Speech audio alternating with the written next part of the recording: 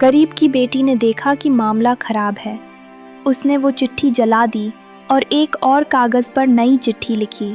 आदरणीय पिताजी, आपकी आंखों का नूर, आपका बेटा रम्य पहुंच गया है। मैंने परी सौंदर्य माला से शादी कर ली और अब मैं सारी दुनिया का सम्राट हो गया हूँ।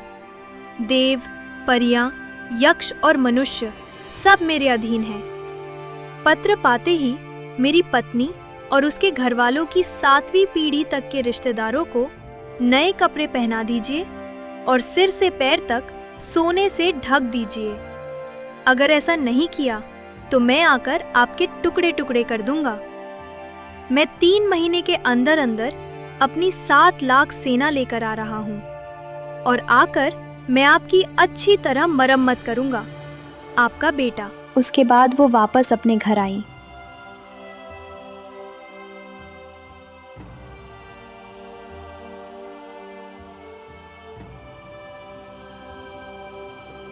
और ये चिट्ठी अपने पड़ोस के अंकल को दी।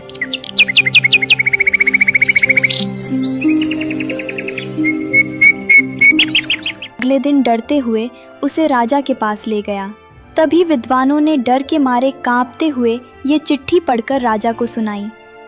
कुछ देर बाद चिट्ठी में जैसा लिखा था वैसा ही किया गया। गरीब का पिता सिर से पांव तक सोने से लदा घर आया। बेटी, हम धन्य हो गए। खुशी के मारे मेरे कदम जमीन पर नहीं पड़ रहे थे। पिता की ये बात सुनकर गरीब की बेटी बहुत खुश हुई।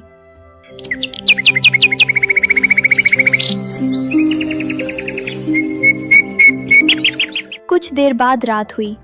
गरीब की बेटी जानती थी कि उसे अब रम्य जाना होगा। तभी वो चुपके से राजमहल की तरफ चल देती है। कुछ देर बाद उसने राजमहल में प्रवेश किया और वो घोड़े के पास गई और बोली, केवल यही घोड़ा मुझे समय पर रम्य ले जा सकता है। तभी वो तेज घोड़ा चुरा लाई जिस पर मूर्ख राजकुमार शिकार करने जाया करता था। कुछ देर बाद उसने मर्दों के कपड़े पहने, सिर पर पगड़ी बांधी और एकदम आदमी जैसा दिखने लगी। गरीब की लड़की लपक कर घोड़े पर सवार हुई और बोली, दौड़ो मेरे वीर, आज तुम्हें रुकना नहीं है। घोड़ा कान हिलाता ही पूरी रफ्तार से भागा।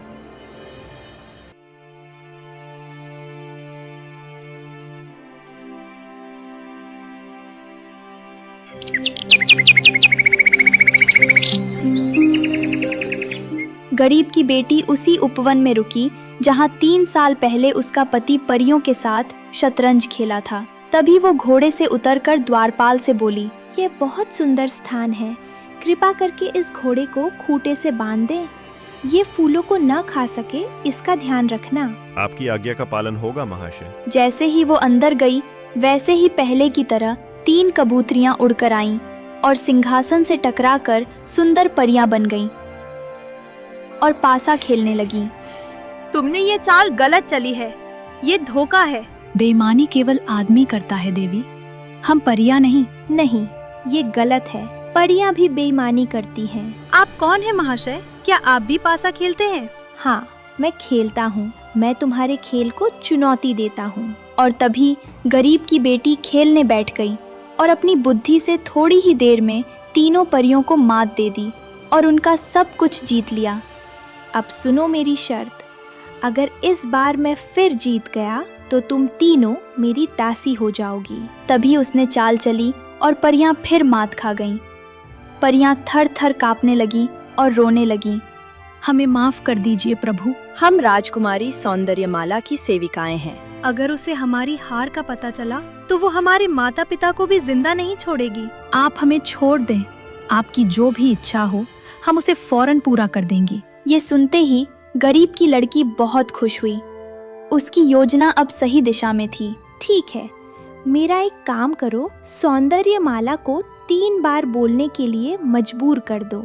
अगर तुम सफल हुई तो मैं तुम्हें आजाद कर दूंगा। तीनों परियों ने एक ठंडी सांस ली क्योंकि वे जानती थीं कि यह कार्य कितना कठिन था। सौंदर्यमाला, वह तो बड़ी क्रूर है। वह निर्दयी और जिद्दी साम्राज्ञी है। वह 18 साल की हो गई है पर कभी नहीं बोली। उसने आज तक अपने माता पिता का भी कहना नहीं माना। पर हम आपकी इच्छा पूरी करेंगी। हम आपको 3 जादुई पंख देती हैं और जैसा कहती हूँ वैसा ही करना। राजकुमारी के कमरे में 3 पलंग हैं, लकड़ी का, चांदी का और सोने का। जब राजकुमारी लकड़ी के पलंग पर बैठे तो आप दीपक की लौ से पहला पंख जलाना कि मैं फौरन उस पलंग के नीचे घुस जाऊंगी। आप पलंग को कुछ सुनाने के लिए कहना, मैं कहानी सुनाने लगूंगी। सौंदर्यमाला सोचेगी कि पलंग बोल रहा है, फिर सौंदर्यमाला चांदी के पलंग पर जा बैठेगी। तब आप दूसरा पंख जलाना और जब वो सोने के पलंग पर बैठे तब भी यही करना। सबसे जरूरी बात, हम जो भी आपसे कहें आप उसका बिल्कुल उल्टा बोलना। आपकी बातों का कोई मतलब नहीं निकलना चाहिए, तभी जादू काम करेगा। तीनों परियों ने अपना एक एक पंख गरीब की बेटी को दिया और उड़ गईं। और गरीब की बेटी वहां से चल देती है और वो बिना रुके रम्य की सीमा पार कर गई और सीधे राजकुमारी सौंदर्यमाला के महल के पास जा पहुंची। सावधानी ही मेरी सबसे बड़ी तलवार है। वो सीधे राजमहल के मुख्य कक्ष में गई जहां राजकुमारी सौंदर्यमाला बैठी थी। गरीब की लड़की ने इतने अच्छे ढंग से पुरुषों के कपड़े पहन रखे थे कि उनके सुगठित शरीर को देखकर उनमें से किसी को भी पता नहीं चला कि ये सुगठित शरीर वाला लड़का वास्तव में एक लड़की है। गरीब की बेटी पुरुष सैनिक के वेश में जोर से चिल्लाई, पत्थर दिल लड़की, तेरा हृदय पत्थर का है। तू कब तक बेकसूर मनुष्यों की हत्या करती रहे, उनके खून से जमीन लाल करती रहेगी? तू कब तक इसीलिए अदंडित रहेगी क्योंकि तेरे पिता महाराज हैं? फौरन उठकर मेरे पैरों में गिर, वरना मैं तलवार से तेरे टुकड़े टुकड़े कर डालूंगा और तेरा सिर अपनी काठी के आगे लटकवा दूंगा। उसने अपनी आवाज में इतना गुस्सा और धमकी भरी थी कि वहां खड़ा उसका मंत्री कांप उठा। पर मुझे तेरी खूबसूरती पर रहम आता है। मैं तुझे यहाँ से उठाकर ले जाऊंगा और तुझे परिचारिका बनाकर मेरे सैनिकों को चाय पिलाने का काम करवाऊंगा। राजकुमारी सौंदर्यमाला, जिसे कोई भी कभी चुनौती देने की हिम्मत नहीं करता था, ये अपमान सुनकर क्रोधित हो उठी। ये कौन है जो मेरे सामने ऐसी बातें कर रहा है? ए जाहिल, तेरी औकात क्या है? तेरे घर में मेहमान को खिलाने के लिए भी कुछ नहीं है और तू इतनी बकवास कर रहा है। अभी जल्लाद को बुलाकर तेरा सिर कटवाता हूँ। जवाब में गरीब की लड़की ठहाका लगाकर हंस पड़ी। तुम मुझे डरा नहीं सकते। तलवार और जल्लाद बाद में। आओ हम पासे खेल कर देखें। देखते हैं कौन जीतता है। तभी राजकुमारी सौंदर्यमाला पासा निकालती है और पासा को देखकर गरीब की बेटी बोली, ठहर बेशरम राजकुमारी, तू सब आने वालों से बेईमानी से जीतकर उन्हें मरवा देती है, पर तू मुझे धोखा नहीं दे सकती। पासे मुझे दे। राजकुमारी सौंदर्यमाला गुस्से से लाल हो उठी।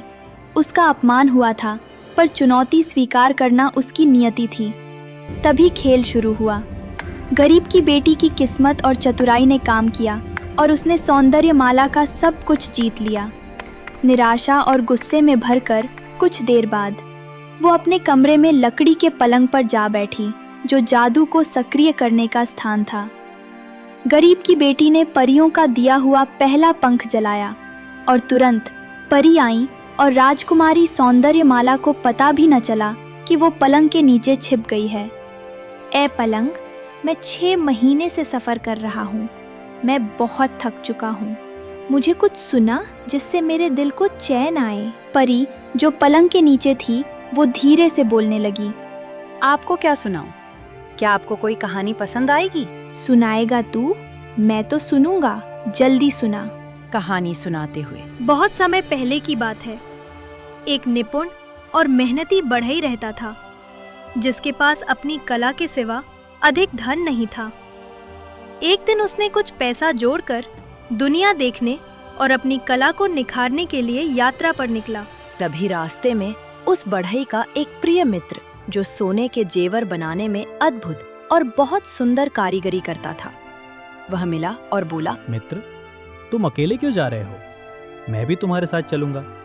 शायद कहीं हमें सोने की खान मिल जाए। तभी वो दोनों चल देते हैं।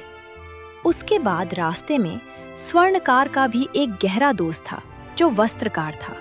वह मिला और बोला, ये सफर अकेला नहीं होना चाहिए। मैं भी तुम लोगों के साथ चलूंगा, क्योंकि मुझे नए रंग और डिजाइन खोजने हैं। उसके बाद वह तीनों चल देते हैं और तभी उस वस्त्रकार का एक और दोस्त था जो गुप्त विद्याओं और जादू टोना करने में निपुण था। वह मिला और बोला, मुझे तो रहस्यमय स्थानों पर जाना है। मैं भी तुम सबके साथ चलूंगा। इतना कहकर वे चारों दोस्त बढ़ई, स्वर्णकार, वस्त्रकार और जादूगर अपनी अपनी कला और उम्मीदों के साथ चल पड़े।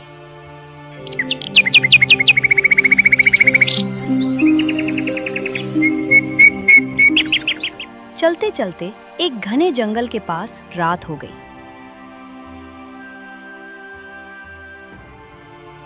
सबने सोने का फैसला किया। बारी बारी से पहरा देना तय हुआ। तभी सबसे पहले बढ़ई पहरा देने लगा। जंगल की रात लंबी है, आंखें बंद नहीं होनी चाहिए।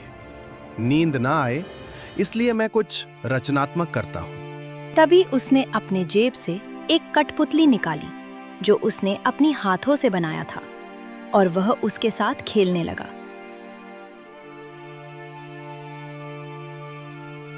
तभी कुछ देर बाद बढ़ई कठपुतली वहीं रखकर सो गया और स्वर्णकार पहरा देने लगा।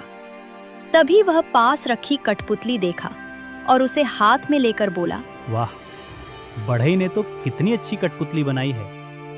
क्यों ना मैं इसे सोने चांदी का गहना पहना कर देखूं। इतना कहने के बाद पलक झपकते ही वह अपने जेब से सोने और चांदी का गहना निकाला और कठपुतली को पहना दिया और बोला, हाँ, अब ये सुंदर लग रही है। तभी कुछ देर बाद वस्त्रकार पहरा देने लगा और स्वर्णकार कठपुतली वहीं रखकर सो गया। तभी वस्त्रकार की नजर बगल रखी कठपुतली पर पड़ी जो सोने का गहना पहने हुए थी। तभी वह कठपुतली को हाथ में लेकर बोला, वाह कठपुतली, कितनी सुंदर है। क्यों ना मैं इसे वस्त्र पहना दूं? इतना कहने के बाद वह पलक झपकते ही अपने रुमाली का हिस्सा काटकर उसे अच्छा सा वस्त्र पहना दिया। कुछ देर बाद जादूगर पहरा देने लगा और वस्त्रकार पुतली वहीं रखकर सो गया। तभी जादूगर की नजर उस कठपुतली पर पड़ी।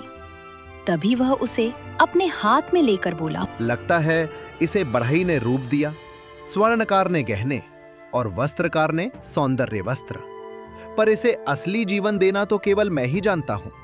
इतना कहते ही उसने पुतली को देखकर गहरे मंत्र पढ़े और उसकी शक्तियों से पुतली में जान पड़ गई। तभी जादूगर बोला, उठो और इस दुनिया को अपनी सुंदरता दिखाओ। जैसे ही जादूगर चिल्लाया, तभी कठपुतली एक सुंदर युवती में बदल गई और बाकी तीनों दोस्त जाग गए। सबने सिर उठाकर देखा। उनके सामने एक अविश्वसनीय रूप से खूबसूरत लड़की खड़ी थी। और सुनो, मैं तुम्हें सच बताती हूँ, उस अद्भुत लड़की के मुकाबले में राजकुमारी सौंदर्य माला तो एक बदसूरत मेढकी से भी गई गुजरी है।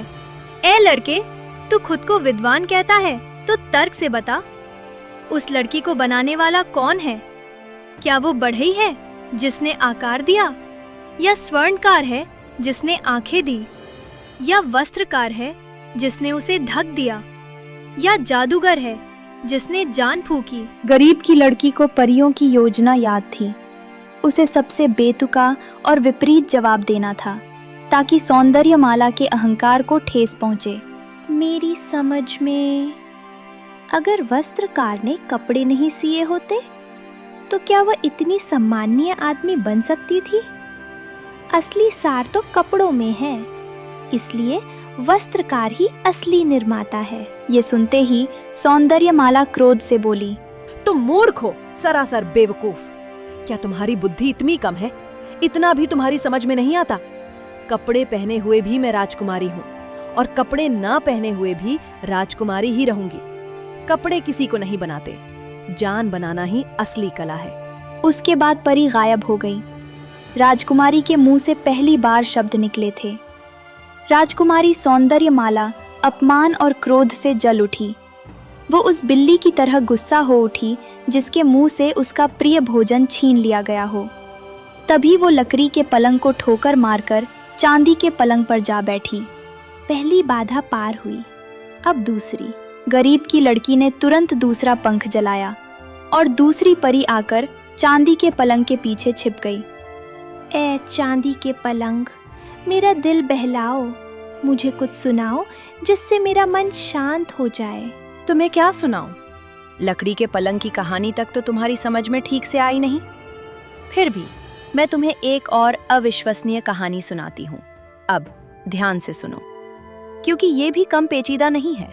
कहानी सुनाते हुए, बहुत समय पहले एक अति धनी व्यक्ति रहता था। वो इतना धनवान था कि उसके पास सोने चांदी की कोई कमी नहीं थी। उस धनी आदमी के 3 जवान बेटे थे जो अपनी किस्मत आजमाना चाहते थे। तभी बड़ा बेटा बोला, पिताजी, मुझे 100 स्वर्ण मुद्राएं दीजिए। मैं तक्षशिला के बड़े बाजार में जाकर मोटी मोटी भेड़ें खरीदूंगा, उनसे बड़ा व्यापार करूंगा। तभी धनी आदमी ने अपने बेटे को 100 स्वर्ण मुद्राएं दे दी। बड़ा बेटा बाजार में निकला और उसमें देखा एक लड़का एक फटी हुई टोपी को कभी सिर पर लगाता है तो कभी उतारता है। तभी वह उसके पास गया और बोला,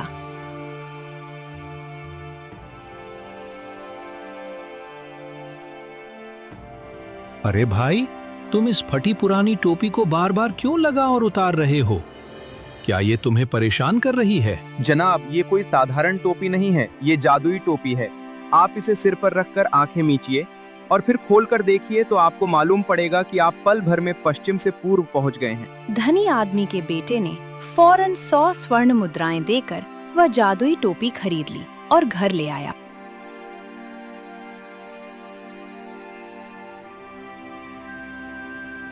क्या यही खरीदारी की है तुमने? एक फटी टोपी, मेरा पैसा बर्बाद कर दिया।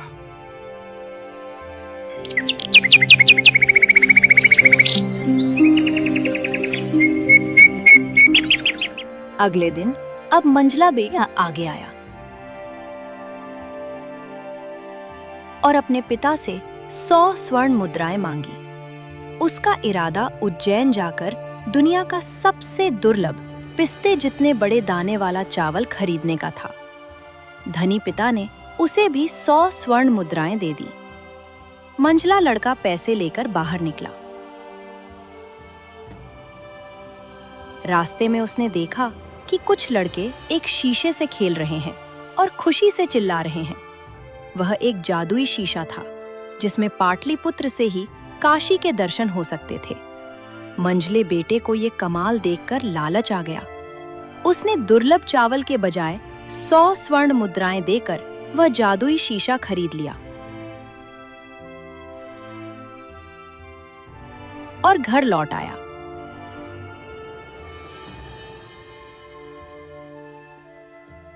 उसे देखकर धनी आदमी क्रोधित हो उठा। उसने अपने बेटे को बेवकूफ कहा और उसे कांच का टुकड़ा लाने के लिए फटकारा। उसे लगा कि उसके बेटों ने उसे कंगाल कर दिया है।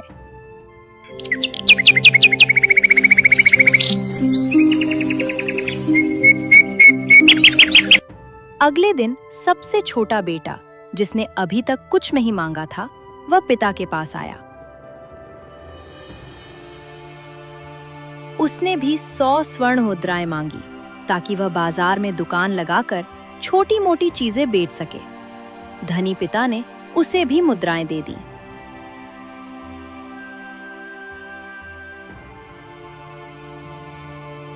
जैसे ही वह घर से बाहर निकला, उसने देखा कि कुछ लड़के एक थाली में बैठकर तेजी से नीचे फिसल रहे हैं। छोटे बेटे को यह देखकर बहुत अचंभा हुआ। उसने सोचा कि यह चीज कितनी कमाल की है जो बिना कुछ खाए पिए इतना तेज भागती है। उसने भी व्यापार करने के बजाय तुरंत 100 स्वर्ण मुद्राएं देकर वह थाली खरीद ली और घर लौट आया।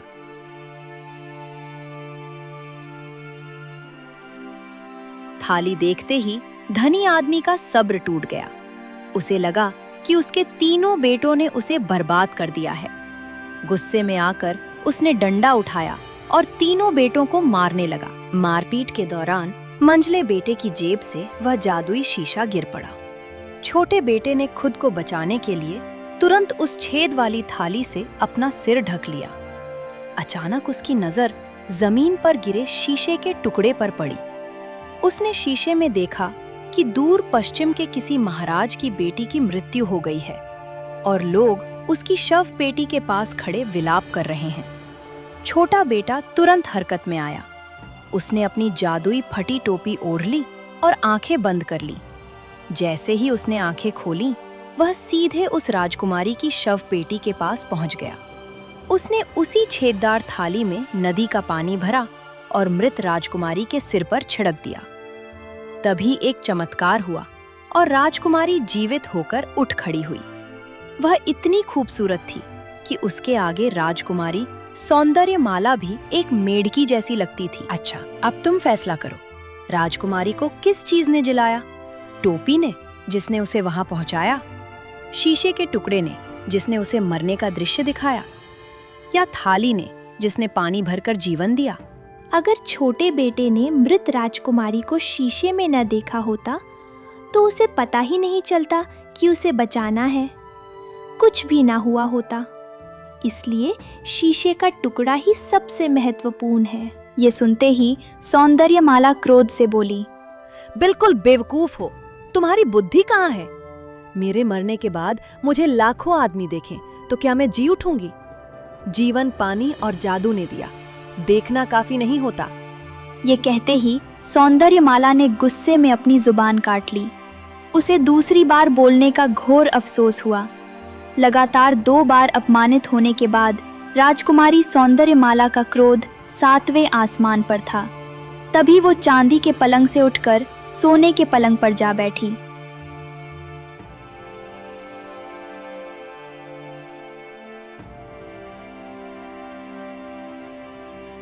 एक और जीत और मेरा रास्ता साफ। इतना कहते ही उसने तीसरा पंख को दीपक की लौ से जलाया। तुरंत तीसरी परी सोने के पलंग के पीछे आकर छिप गई। ओह सोने के बिस्तर, आप तो जवाहरात से बने हैं। कृपा करके आप भी कुछ सुनाते हैं। मेरे कान कुछ अच्छा सुनना चाहते हैं। तीसरी परी ने, जो अब निर्णायक क्षण के लिए तैयार थी, कहानी शुरू की।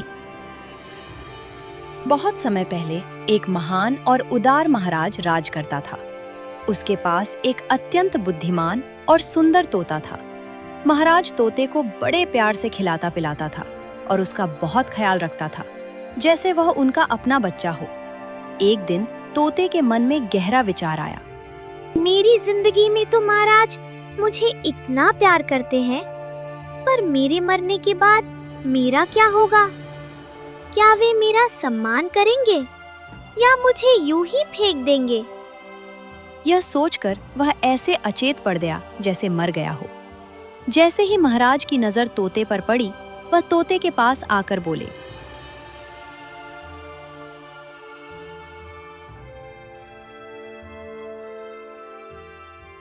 हाय मेरा प्यारा तोता, अब मेरा टाइम पास कैसे होगा? चलो, जाने वाले को कौन रोक सकता है? अब मैं इसे फेंक देता हूँ। यह सुनकर तोता फौरन उठ खड़ा हुआ और बोला, तुम बहुत खराब महाराज हो। मैंने सोचा था कि तुम मेरे मरने के बाद भी मेरा आदर करोगे, पर तुम तो फेंकने की बात कर रहे हो। मैं मरा नहीं हूँ। अब मुझे जाने दो। मुझे अब भारत जाने दो। मैंने 10 साल से अपने घर वालों को नहीं देखा है। ठीक है मेरे प्रिय मित्र, परंतु तुम्हें वापस मेरे पास आना होगा। तोता अपने देश भारत गया।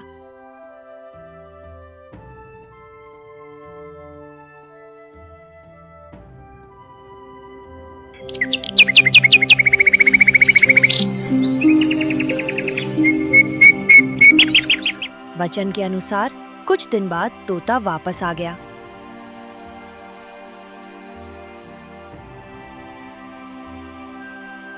वह महाराज के लिए एक अनोखा फल लेकर आया। वह फल देखने में रसीला आम जैसा लगता था, पर था इतना सुंदर और आकर्षक कि देखते ही मुंह में पानी आने लगता था। कुछ देर बाद महाराज अपनी अश्वशाला में तोते को कंधे पर बिठाए अपने सबसे चहेते घोड़े के पास तोते का लाया हुआ फल अपने हाथ में लिए खड़े थे। महाराज फल का एक टुकड़ा उठाकर मुंह में रखने वाला ही था कि अचानक घोड़े ने मुंह बढ़ाया ये क्या और किया? सारा फल खा लिया। फल खाते ही घोड़ा जमीन पर गिरकर तड़पने लगा और तुरंत मर गया। महाराज को तब यह समझते देर नहीं लगी कि फल जहरीला था। तोते, तुमने मुझे धोखा दिया, तुम मुझे मारना चाहते थे। इतना कहते ही महाराज ने क्रोध में आकर बिना सोचे समझे तोते की गर्दन मरोड़कर फेंक दी। अब तुम अपना निर्णय सुनाओ, गलती किसकी थी? महाराज की, जिसने तोते को मार दिया, या घोड़े की, जिसने फल खा लिया, या तोते की, जो जहरीला फल लाया था? यह तो बहुत सीधा मामला है। गलती घोड़े की थी। उसे वह फल खाना ही नहीं चाहिए था। उसे अपनी सीमा पता होनी चाहिए थी। तोते या महाराज का कोई दोष नहीं। अरे बेवकूफ, तुम्हारा दिमाग घास चढ़ने गया है। क्या घोड़ा वो फल भारत से लेकर आया था? क्या वो जानता था कि वह जहर है? घोड़ा तो बेकसूर था, तोते ने जहर दिया। वो तीसरी बार बोल उठी। गरीब की बेटी की चाल सफल हो चुकी थी। सौंदर्यमाला अब सामान्य हो गई थी, परंतु अपमान और हार से व्याकुल थी। जादू टूटने के कारण सौंदर्यमाला के चेहरे पर उदासी और निराशा छा गई। हाय, मैंने ये क्या कर दिया? अब तो मुझे तुम्हारी पत्नी बनना पड़ेगा। मेरी वजह से कितने ही साहसी राजकुमार यहाँ आए और अपने सिर कटा गए, और तुम्हारे न मूछें हैं न दाढ़ी।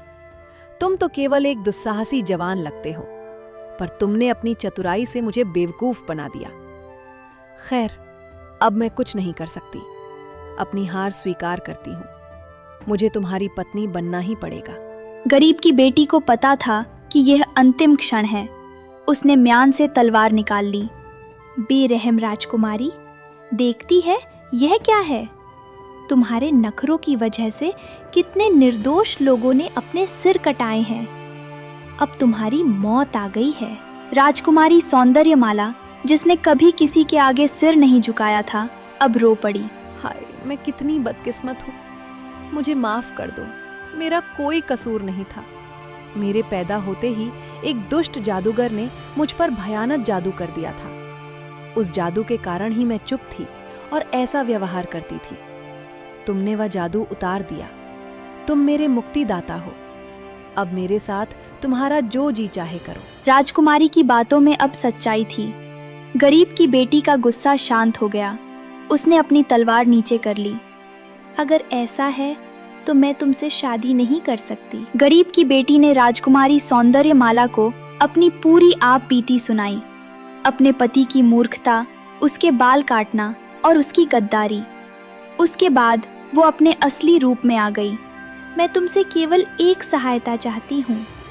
उस मूर्ख राजकुमार को ढूंढकर गद्दारी की सजा दी जानी चाहिए।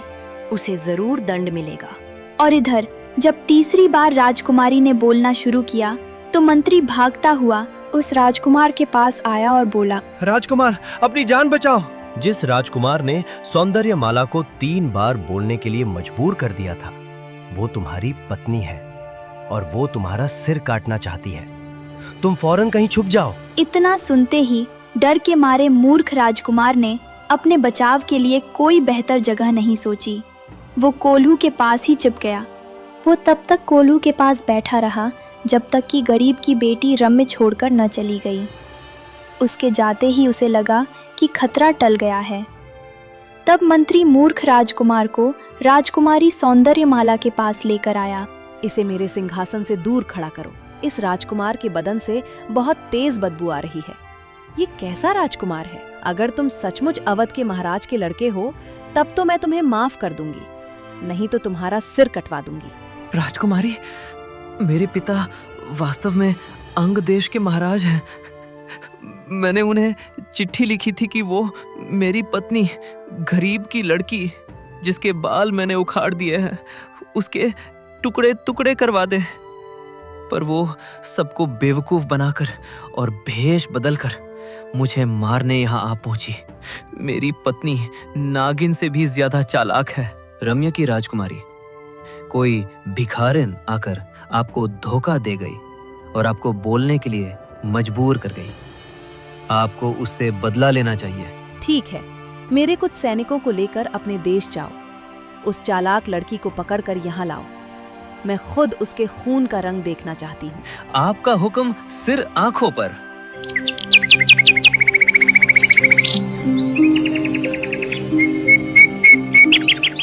अगले दिन राजकुमार अंग देश के लिए निकल गया।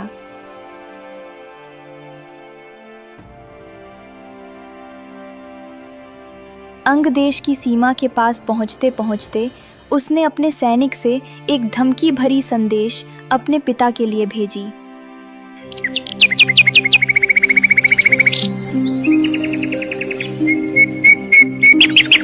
अगले दिन सैनिक अंग देश पहुंचकर राजा को संदेश बताते हुए बोला, महाराज, राजकुमार ने बोला है मैं 3 दिन बाद अंग देश पहुंच रहा हूं। मैं अब सारी दुनिया का सम्राट हूं। अगर आप अपना सिंहासन छोड़कर मुझसे मिलने नहीं आए तो मैं आपके देश को जलाकर राख कर दूंगा। मेरा प्यारा बेटा बहुत नज़दीक पहुंच चुका है। उसने कहा है कि अगर मैं उसे मिलने नहीं गया तो वो नासमझ जो मन में आए कर डालेगा। कुछ देर बाद राजा राजकुमार के पास आया। मैंने आपको चिट्ठी में क्या लिखा था? मैंने आपको मेरी पत्नी की 7वीं पीढ़ी तक के सारे लोगों को मार डालने के लिए कहा था, पर आपने क्या किया? मैं आपको हुक्म देता हूं कि आप 80 हाथ ऊंचा फांसी का तख्ता लगवाओ और मेरी पत्नी को उस पर लटका दो। फिर मैं उसके मुंह का निशाना लगाकर तीर छोड़ूंगा जो आर पार निकल जाएगा। महाराज डर गया। उनके हाथ पैर कांपने लगे। वो सोच में पड़ गया। और इधर गरीब की बेटी को उसे जैसे ही पता चला कि उसका पति मूर्ख राजकुमार सैनिकों के साथ अंग देश में घुस आया है और कहर बरसा रहा है, तो उसने तुरंत अपने हाथ में तेज तलवार संभालकर वो अपने पिता से बोली, पिताजी, मैं अपने पति को अच्छी तरह जानती हूँ। डरपोक के सामने वह बहादुर बनता है और बहादुर के सामने डरपोक। इतना कहकर वो अपने पुराने भेष में राजकुमार के पास घोड़े से तलवार लेकर आ पहुंची। मूर्ख राजकुमार ने गरीब की बेटी के हाथ में तलवार देखते ही राजकुमार डर गया और डर के मारे भाग गया। और गरीब की बेटी उसे दौड़कर पकड़ लिया। उसे रस्सी में बांधकर बहुत घसीटा। गांव गली मोहल्ले में सब जगह घसीटा और घसीटने की वजह से मूर्ख राजकुमार की मौत हो गई और उसे वो खंडहर में फेंक दिया। उसे उसकी गद्दारी और क्रूरता की सज़ा मिली। अंग देश के महाराज का कुछ पता नहीं चला। वो कहाँ गया, उसका क्या हुआ। और इस तरह एक गरीब की बेटी ने अपनी बुद्धिमानी से एक राज्य को बचा लिया।